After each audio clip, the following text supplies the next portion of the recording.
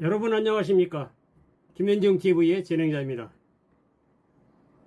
자, 이재명 대통령도 이태리에 가서 정상회담을 하고 그 다음에 지금 프랑스로 갔죠. G7의 초청을 받아서 프랑스로 가서 다시 트럼프 대통령도 만나고 G7 국가들 정상들과의 조언을 하고 이태리에서 만났던 그 이태리 총리도 다시 거기서 조언을 했습니다.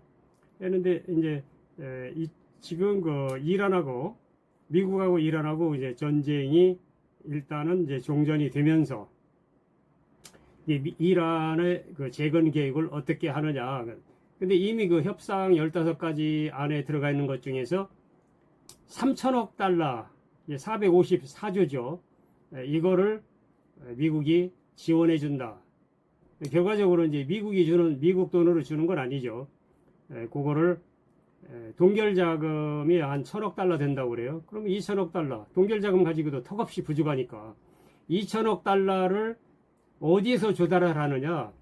여기에 재건을 해야 되는데 재건에 참여하는 국가들이 분담을 좀 해라. 그럼 그게 그거죠. 결과적으로 재건하기 위해서 돈 많이 갖다 퍼붓고 거기서 얼마나 돈이 나오느냐 하는 얘기죠. 돈 안 퍼붓고 재건 사업에 동참을 해야 되는데 트럼프 생각은 이제 다른 거죠.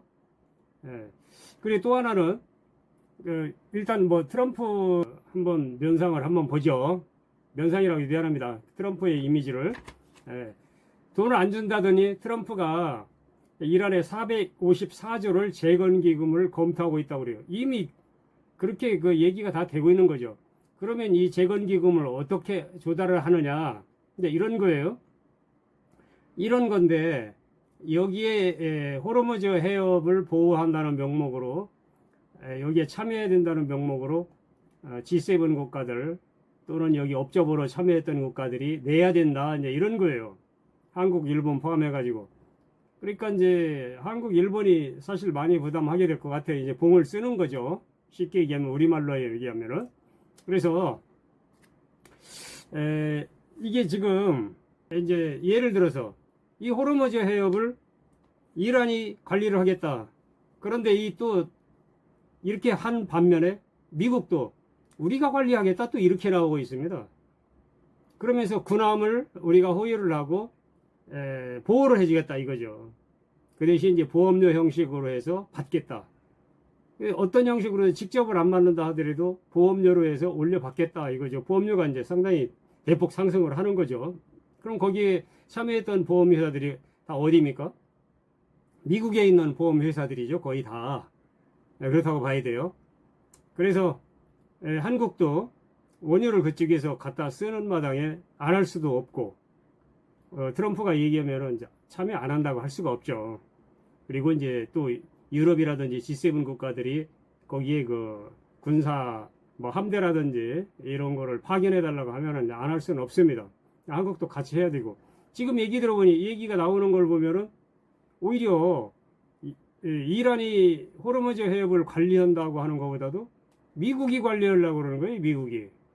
미국이 관리하면서 돈을 받겠다는 거예요. 거기서 그 재건 자금도 여기에 참여하는 국가들로부터 걷고 또는 부흥 재건 건설에 참여하는 나라들로부터 돈을 객출해서 받아서 주겠다는 것도 되고 이건 미국은 앉아서 꼭 먹고 알 먹고 하고 있습니다. 지금 전쟁은 지들이 하고 이란을 다 파괴해 놓고 거기에 재건 자금도 소위 얘기하면 이제 석유를 갖다 쓸 나라들이 부담을 하라. 이거예요. 그리고 너들도 거기서 돈 벌어가지 않느냐. 돈 갖다가 거기다가 박아놓고서나 그는 빼먹는데 뭔 돈을 벌어갑니까? 이게 우크라이나의 사정하고는 이게 또 다른 거예요. 이게 우크라이나하고는. 우크라이나는 우리가 미국의 포탄이라든지 재래식 무기라든지 이런 걸 다 대줬지 않습니까? 네? 북한은 러시아에 대주고 이래서 이제 뭐 간접적으로 좀 전혀 참여 안 한 건 아니죠. 그래서 이제 그래도 건덕지가 있지 않습니까? 한국의 재래식 무기 포탄이라든지 이런 게 우크라이나로 얼마나 들어갔어요. 물론 미국이 가져갔지만 그래도 이제 재건 사업에 참여할 건덕지는 있는데 이란 쪽으로는 그게 또 안 해요. 이란은. 응? 우리가 전쟁을 일으킨 것도 아니고 이란을 완전히 다 깨부순 것도 아니고, 근데 거기에 우리가 돈을 내놓고 건설업에 참여한다. 그리고 또 군대까지 동원해 가지고 거기에 이제 미국의 그 호르무즈 해협 관리하는데 돈 받아내는데 같이 참여한다.